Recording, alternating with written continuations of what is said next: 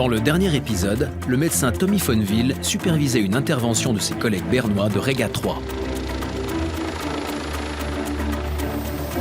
De Majorque, Philippe Simon, le pilote et l'équipage de l'avion ambulance rapatriaient un patient souffrant de myopathie qui s'était cassé le bras. Pour tirer, montez sur la rampe. Quant à Rick Maurer, il effectuait un élitroyage difficile. Au bout d'un câble, il évacuait la médecin urgentiste et un alpiniste blessé.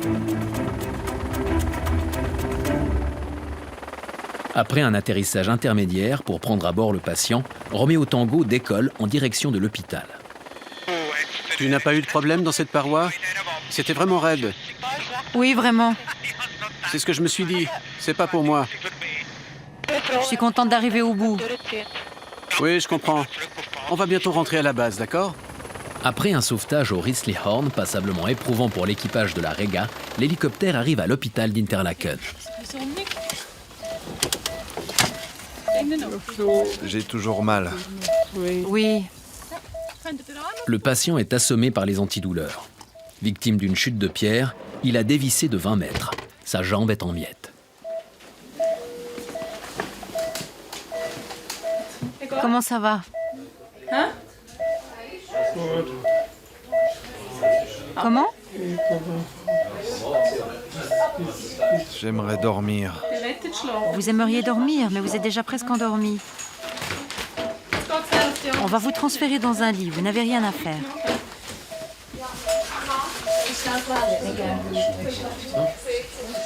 On est prêt à le transférer? Non, pas du tout. Je ne vois pas par où. Prends-le par ici. Ici. Ah, ici, ça va.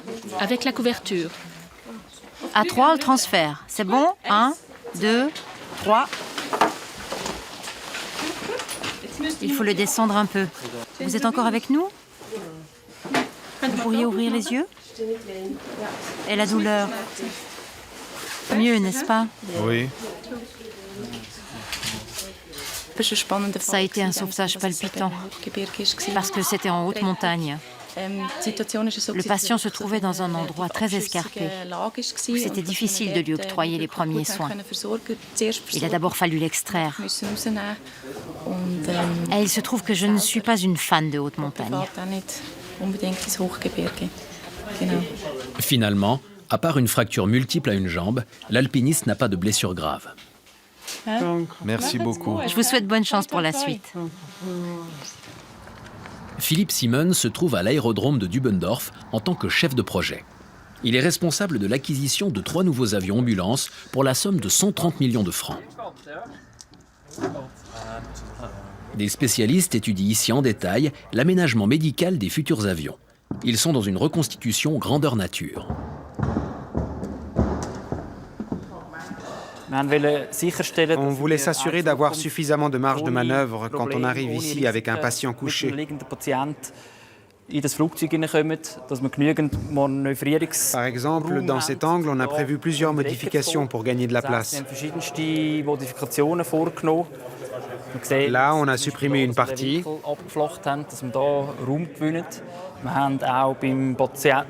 Ici, on a rogné cet angle sur le lit du patient.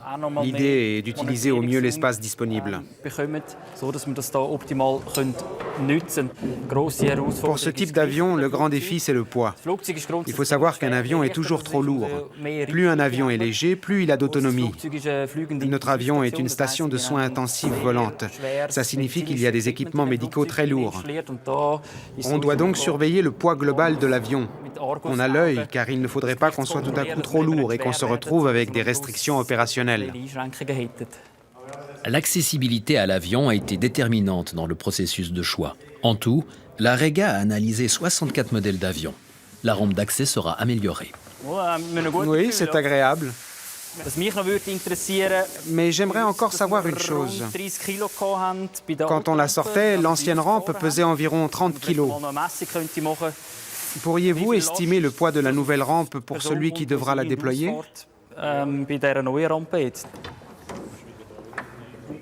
On a élaboré un système qui allège la mise en place. 13,5 kg. Oui. Avant, c'était 35 kg. Maintenant, on y arrive facilement tout seul. C'est le premier essai avec charge, non?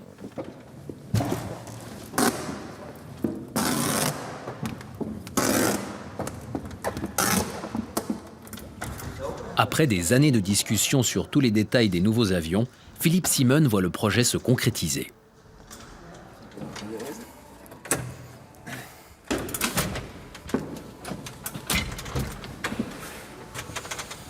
Parfait.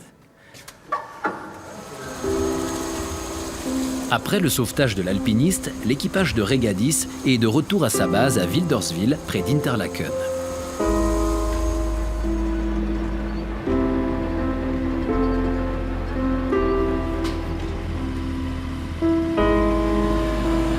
Rega 10 intervient près de 700 fois par année. Et régulièrement, le pilote, le médecin et l'ambulancier sont confrontés à des situations extrêmes.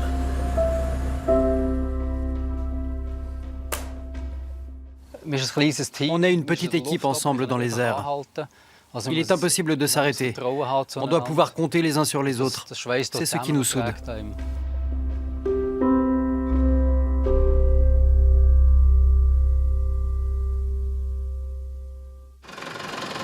L'aéroport de Zurich, au cœur de la garde aérienne suisse de sauvetage.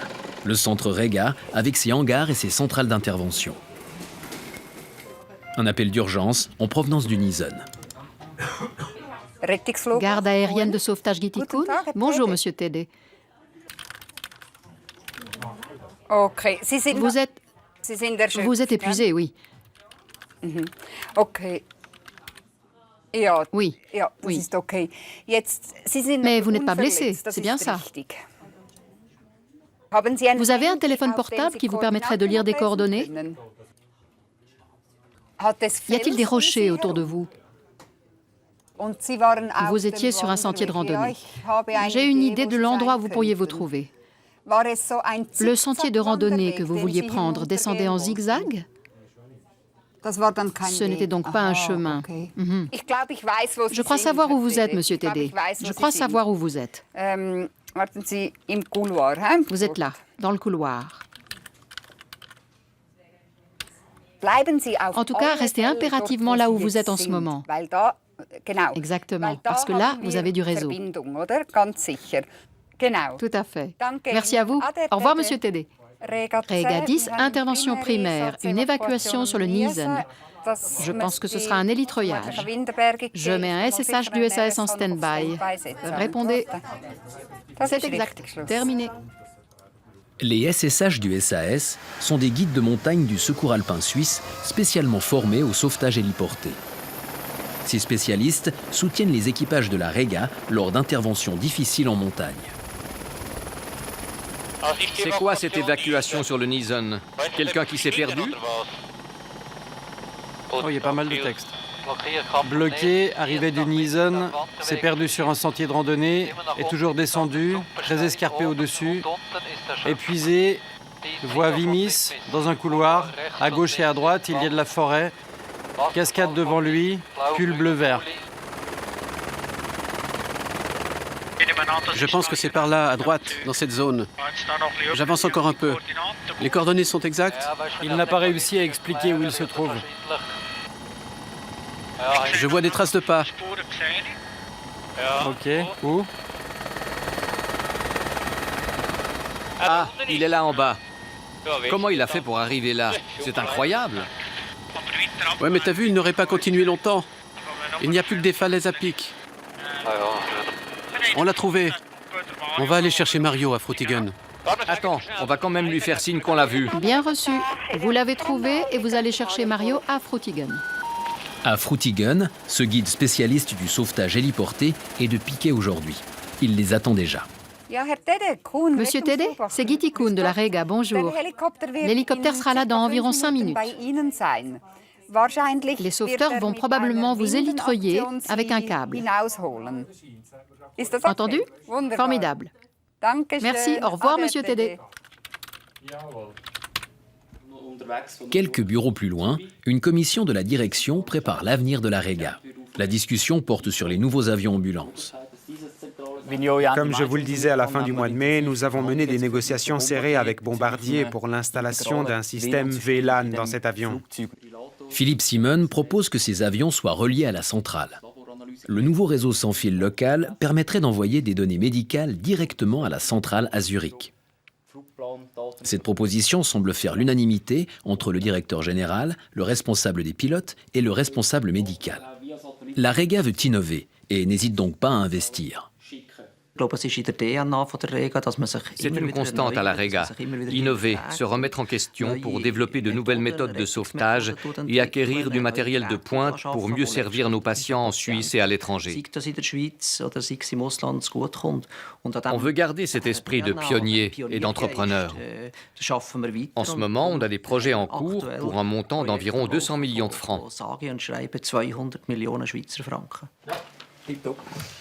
En plus des 3 nouveaux avions ambulances, la Rega va acheter 3 hélicoptères tout neufs. Je viens avec vous.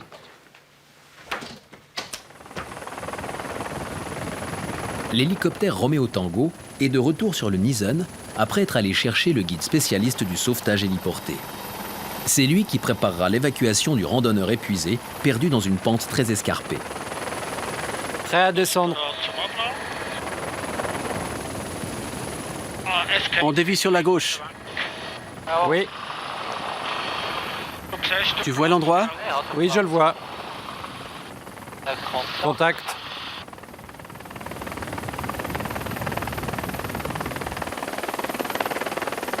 Décroché. Câble libre. Et derrière, c'est libre. Vérification 3 x 8 et 2 x 0, c'est OK.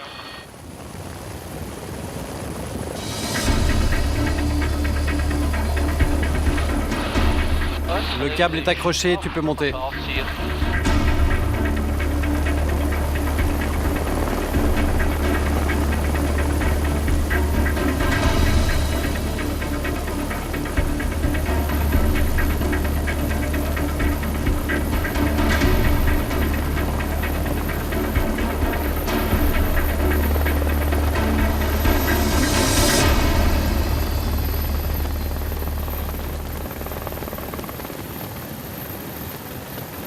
C'était parfait. Super. Le randonneur sera déposé plus bas. Indemne, il pourra rentrer chez lui tout seul. Cette intervention répond à l'un des 3 appels à l'aide reçus par la centrale au cours des dernières heures. À chaque fois, il s'agissait de personnes qui ne savaient plus comment s'en sortir seules, mais qui n'étaient pas blessées. On ne va évidemment pas récupérer tout le monde en hélicoptère. On collabore étroitement avec le secours alpin. Là où c'est possible, on y va par voie terrestre. Au lac de Schinnen, par exemple, les sauveteurs du secours alpin arrivent à pied. Ils sont 4. Le monsieur qui se trouve sur le Niesen, on va le chercher en hélicoptère parce qu'il s'est fourré dans un couloir tellement difficile d'accès que ce serait dangereux pour les sauveteurs du secours alpin de tenter de le récupérer. Vous avez besoin de moi ? Pour le 3e cas, qui est en cours actuellement, il s'agit d'une famille avec 3 enfants. Quand il y a des enfants, la situation est beaucoup plus complexe. Dans certains cas, il vaut mieux aller chercher les gens avant qu'il ne leur arrive quelque chose.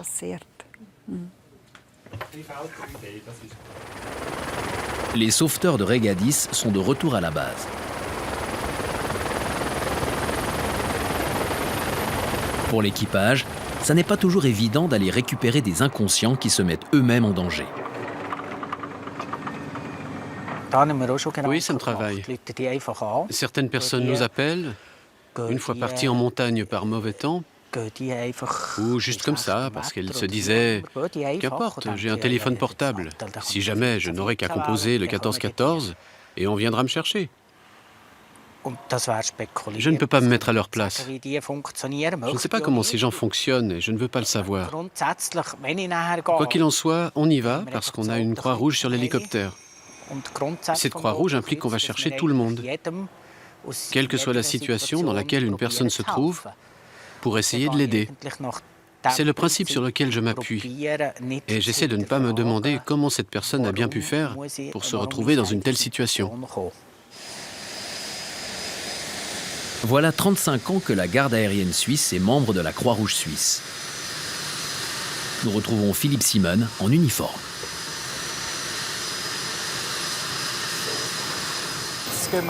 On va faire un vol de fin de journée. On part pour Venise. Ce sera un joli vol du soir. le vol vers l'Adriatique dure 1 heure. Voilà.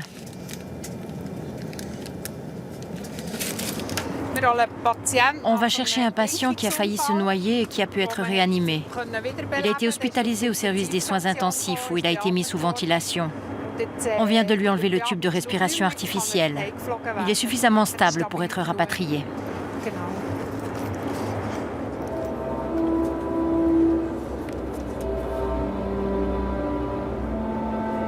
Aujourd'hui, le médecin de l'équipage est Marcel Fondard. Si les 2 soignants connaissent bien l'aéroport de Venise, ils ne sont encore jamais allés en ville.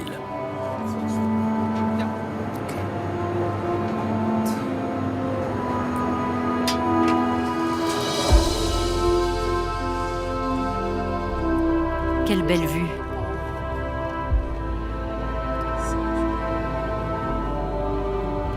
C'est beau dans la lumière du soir. Ouais.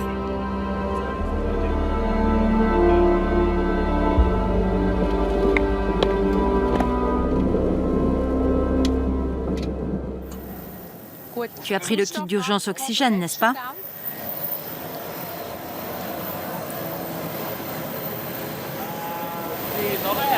Comme toujours, Philippe Simon et le copilote restent auprès de leur avion.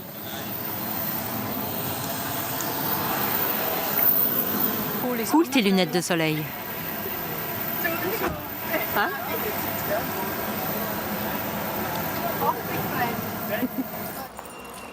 Après une journée de travail bien remplie, la chef d'opération rentre chez elle dans le canton de Glaris, à plus d'1 heure de route.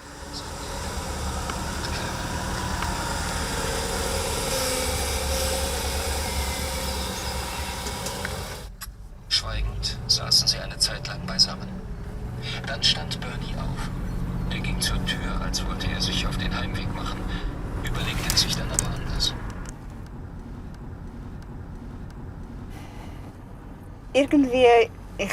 À vrai dire, j'aime bien me retrouver dans ma voiture après le travail.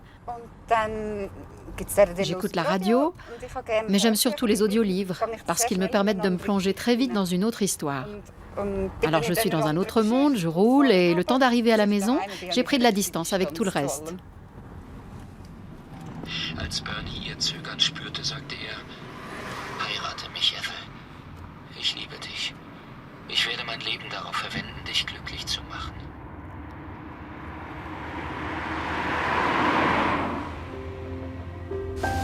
À Venise, pour aller chercher leurs patients, le médecin et l'infirmière ont pris un bateau-ambulance.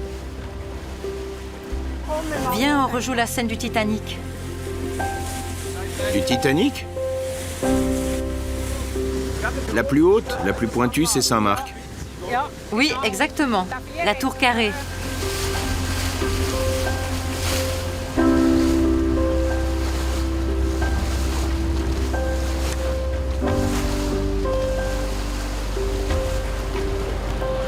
Les voici arrivés à l'hôpital.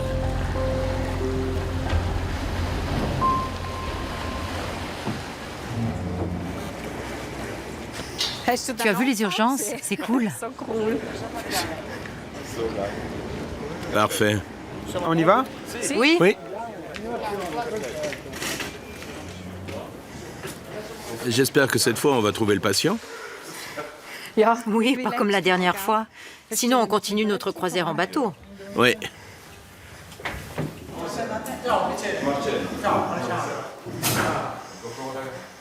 Bonsoir tout le monde. Bonsoir. Bonsoir, madame. Monsieur Bucher. On va plutôt dire bonsoir. Bonjour, monsieur Bucher. Je suis le docteur Fondard. Voici madame Horisberg. Enchanté. Moi aussi. Je suis content de vous trouver comme ça, avec un sourire. Oui, oui. Vous n'avez pas de difficulté à respirer, c'est bien ça? Non, ça va. Bien, très bien. On vient pour vous ramener en Suisse, à Lucerne, ça vous va? Évidemment. Avec votre épouse qui vous accompagne? Vous vous souvenez de l'accident? Je me trouvais pas très loin du bord. J'avais de l'eau jusqu'au maillot de bain. Je me suis assis et je me suis évanoui. Vous avez vu tout noir? Comme une tempête. Une tempête? Vous pouvez inspirer, expirer profondément? Excusez-moi.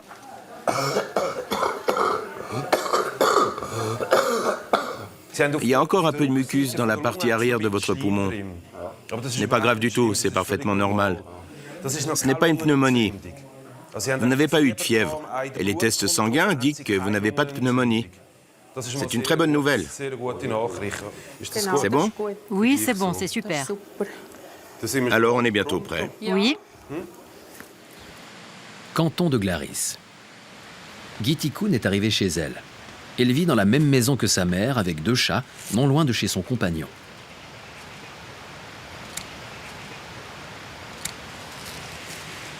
Mon chez-moi a toujours beaucoup compté. Quand je suis revenue ici après avoir passé 20 ans à Zurich, j'ai eu la sensation d'avoir à nouveau les pieds sur terre. Je me suis sentie plus sûre de moi, comme à l'abri. Comme j'ai toujours travaillé à Zurich, je n'ai jamais travaillé dans le canton de Glaris, j'ai toujours considéré cet endroit comme une oasis, un lieu où me ressourcer. En tout cas, ici, je suis très loin du travail.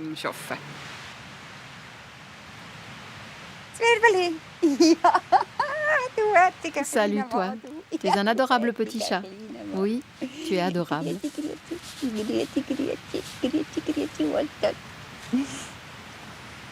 Pour Gitikun, son jardin est un havre de paix plein de souvenirs.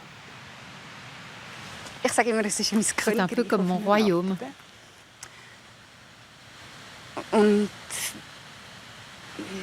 La partie de ma famille qui n'est plus là se trouve là, derrière. Ils sont tout proches. Ici, elle a créé un petit lieu de recueillement pour les membres de sa famille décédée.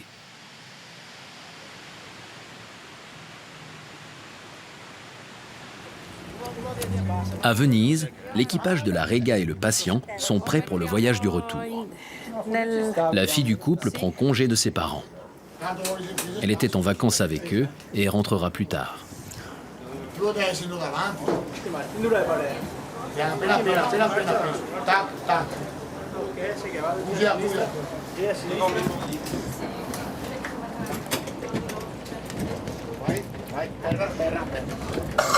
C'est bien, toussez.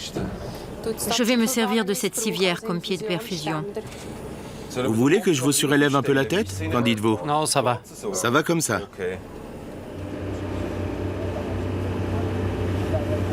Philippe, qui est Marcello.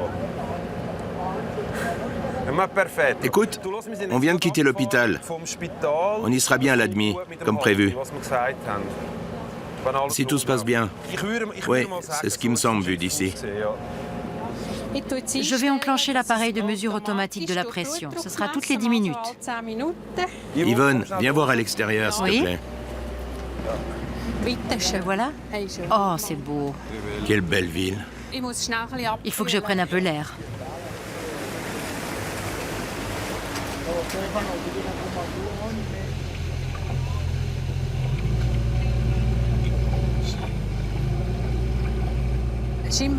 Il paraît que le canale Grande est plus calme que les canaux qu'on a pris à l'aller depuis l'aéroport.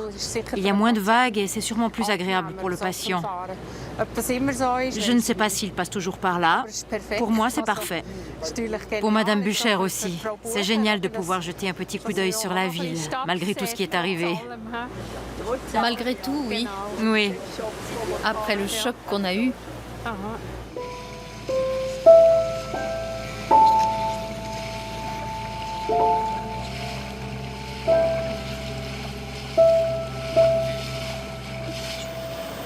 À l'aéroport, Philippe Simon attend patiemment l'ambulance.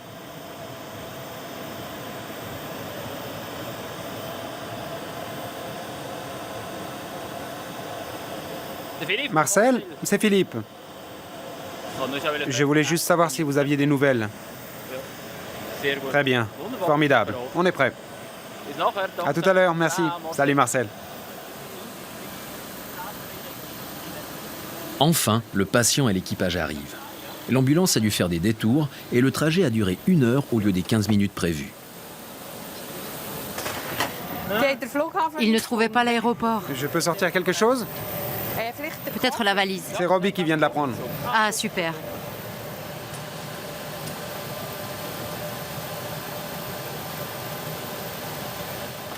L'ambulance s'est perdue. On est parti en direction de... Où déjà? De l'aéroport de Turin. Non, de Trieste. De Trieste. Ça paraît fou. Voilà pourquoi on a mis un peu plus de temps. Pourtant, ils avaient un téléphone avec un GPS, mais il semble que... Je ne sais pas. Finalement, on y est arrivé. Monsieur Bücher, bienvenue à bord. Bonjour. Philippe Simon, je suis l'un des 2 pilotes. Dans moins de 50 minutes, on sera à Zurich. C'est bien. Je vous souhaite un bon vol. Merci. Philippe, on peut y aller. On est prêt.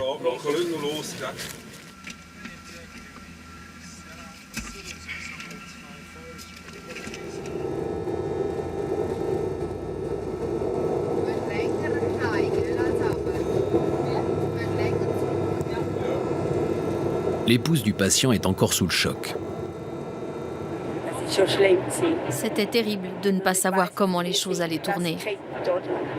Ils nous ont dit qu'il fallait attendre entre 3 et 5 heures et qu'après, soit il allait s'en tirer, soit c'était sans espoir. Monsieur Bücher s'y prend très bien. Il tousse bien, il inspire profondément, tout ira bien. Il se réjouit de rentrer.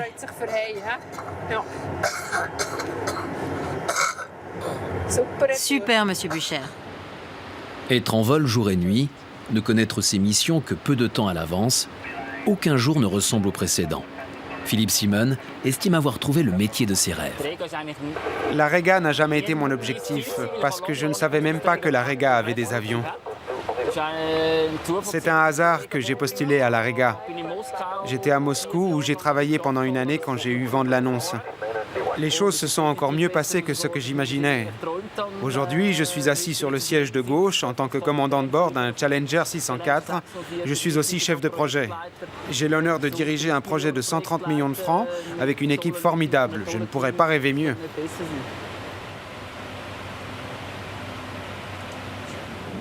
Il est 23h30, l'avion-ambulance arrive à Zurich.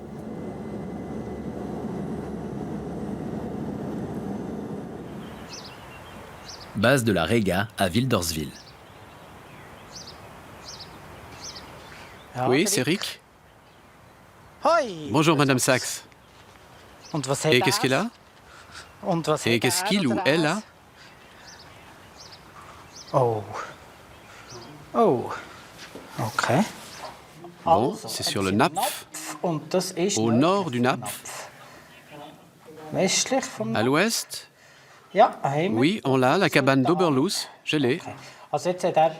Il a laissé sa femme quelque part sur le chemin de randonnée qui descend à gauche de l'arête en direction de Schwengraben, c'est ça? Un couple d'un certain âge, en randonnée. La femme s'est probablement cassé le pied. Monsieur n'avait pas de réseau, il a laissé sa femme sur place et il est descendu dans un restaurant pour alerter les secours. La femme se trouve donc quelque part, là, dans la forêt, entre la crête et, comment ça s'appelle? Schwengraben. C'est bon. Alors on fera un élitreuillage. Exactement. Allons voir ça.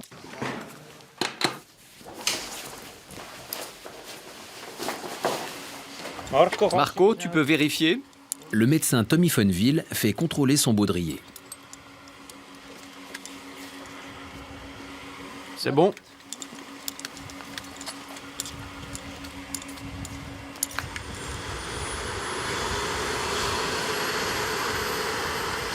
Rega 10 de la centrale. Rega 10, on quitte la base. C'est parti. Compris Rega 10. Parti en direction du Napf, 12 minutes.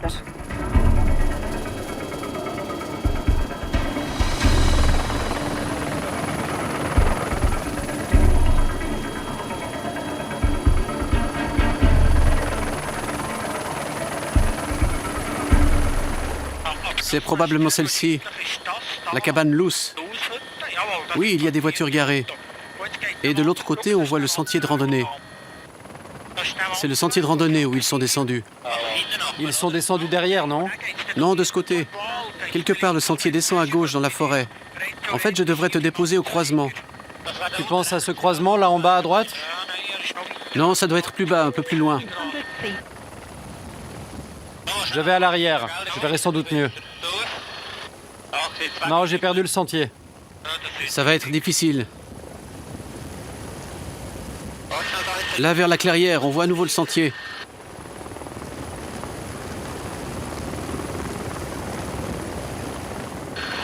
Regarde, il arrive là, en bas. Oui, je le vois aussi. Il débouche de la forêt à cet endroit. Oui. Ouais, c'est bien ici. Mais tu vois le problème, on la retrouvera jamais. Je ne la vois nulle part. Le sentier descend jusqu'au fond, là-bas. Il faudra effectuer les recherches à pied. Il vaut mieux descendre que remonter, non? Oui, surtout si elle est plus haut. On gagnera du temps. Qu'est-ce que tu en penses? Ok, je vais descendre le sentier au pas de course. Tout est prêt? Oui, ici c'est bien. Descends encore. C'est bon. Je descends. Je ne bouge plus. C'est bon.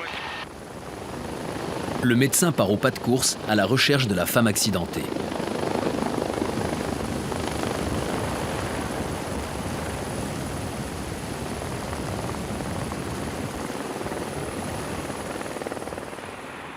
À 10 heures de vol de là, nous voici à Montréal, au siège de la société aéronautique Bombardier. Ici, Philippe Simon a passé des heures à négocier le délai de construction et le poids des nouveaux avions ambulances. De nombreux détails ont été aussi passés en revue et réglés. Aujourd'hui, les discussions se poursuivent sur le système VLAN. Bonjour, Bonjour. ravi de vous revoir. Moi aussi, Monsieur Simon.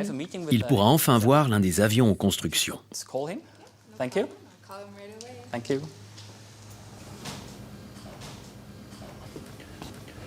Hey Philippe. Marc, content de te revoir. Moi aussi, bienvenue à Montréal. Merci. Salut Eric, comment ça va? Bien, merci. Alors c'est un grand jour? En effet. Bien. On va par là. Dans ce hangar, 2500 personnes se relaient 24 heures sur 24 pour construire des avions de type Challenger. Les avions à réaction sont déplacés d'une unité de production à l'autre.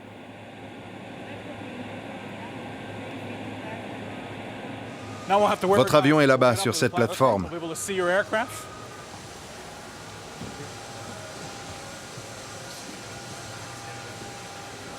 C'est celui-ci? C'est lui. Génial. Visiblement, il lui manque encore 2 ou 3 parties. On y arrivera. On voit déjà une belle avancée du projet. C'est un bon début. C'est excitant, non? Oui, ça l'est. Je travaille sur ce projet depuis 2013 et maintenant, les premiers éléments concrets sont en place.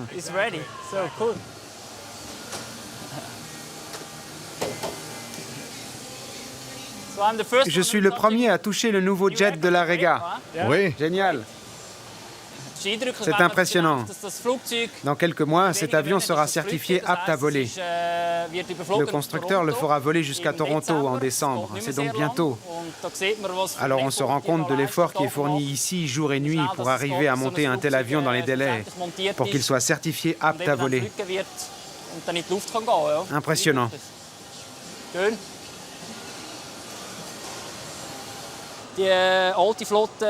En 2018, l'ancienne flotte devrait se trouver en grand arrêt de maintenance. Ça signifie que les avions doivent être entièrement révisés et qu'ils resteront longtemps cloués au sol. On ne pourrait donc plus garantir une disponibilité suffisante pour secourir nos donateurs. L'ensemble du processus serait très coûteux. Pour éviter cette situation, on a décidé de mettre la nouvelle flotte en service dès 2018.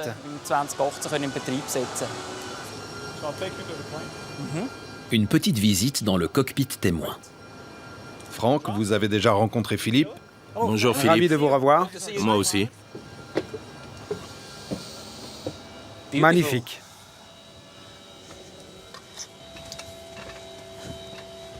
Vous volez sur quel avion actuellement? Un 604. Dans ce cas, il y aura de grands changements. Je sais qu'une de vos questions concernait le radar météo. Le radar météo, vous pouvez le placer ici ou là. ou sur l'écran de vol principal. Il s'agit d'un nouveau système radar à multiscan. Il est capable d'optimiser automatiquement l'échantillon de recherche.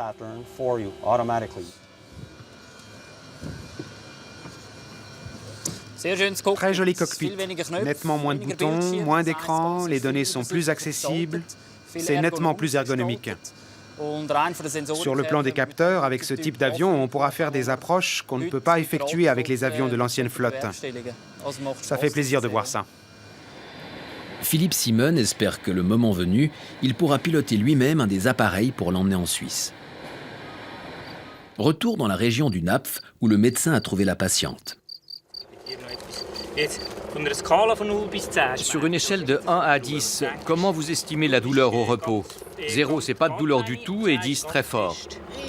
Je dirais entre 7 et 8. Entre 7 et 8 au repos.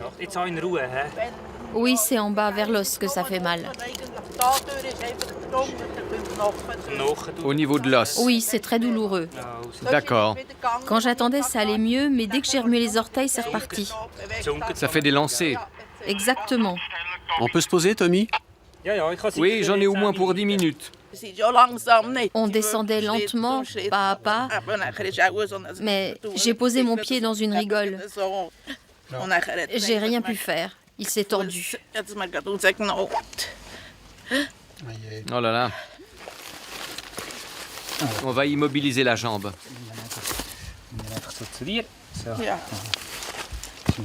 Je vais d'abord l'adapter sur l'autre jambe.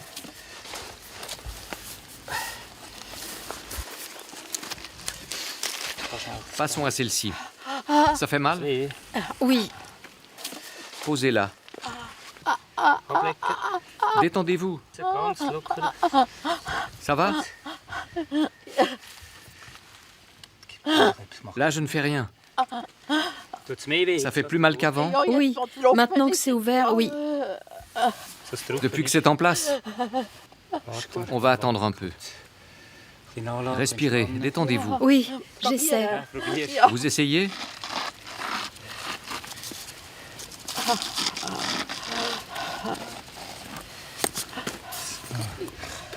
On va attendre un peu, quelques minutes, le temps que les médicaments fassent effet.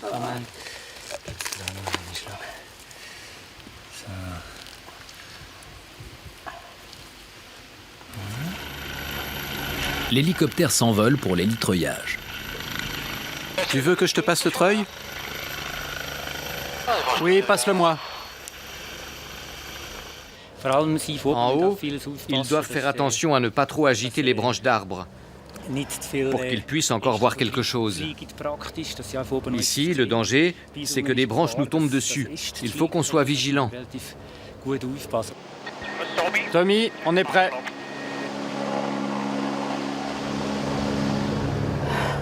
Bien. Pourquoi? On n'a pas vraiment le choix. Drôle d'idée. Mais non, allons. D'en haut, ça avait l'air parfait. Il y a bien quelques arbres qui gênent, mais ça ira. Tommy? Oui, je t'entends. On est prêt. C'est bon, je fais descendre le câble. Le câble descend. On repartira par la gauche. Je vais essayer comme ça. Entendu. C'est vraiment haut, hein. La position est bonne? Oui, c'est bon. 1 mètre. Le crochet arrive. Garde la position. Question souffle, c'est bon. La position est bonne. Accroché. Tu peux remonter. Fais-nous signe quand c'est bon. Ok, garde la position. Au sol, vous avez tout vérifié? Vérifier, c'est tout bon. Ok, tu peux remonter. Je remonte sur la gauche. Remonte tout droit. Je tire en même temps. 1 mètre à gauche. 1 mètre à gauche. Je continue à les remonter.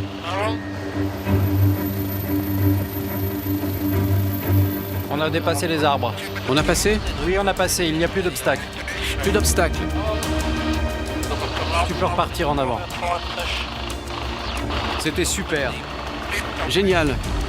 Je ne voyais rien, c'était trop sombre. La patiente a subi plusieurs fractures. La guérison prendra des mois. Les sauvetages se succèdent. Des accidents, des maladies, des destins. Toutes ces expériences humaines ont un retentissement sur la vie privée des équipes de la Rega. Je pense que ça nous pousse à vivre plus intensément. Et aussi peut-être à relativiser avec le temps. On apprend à reconnaître les vrais problèmes.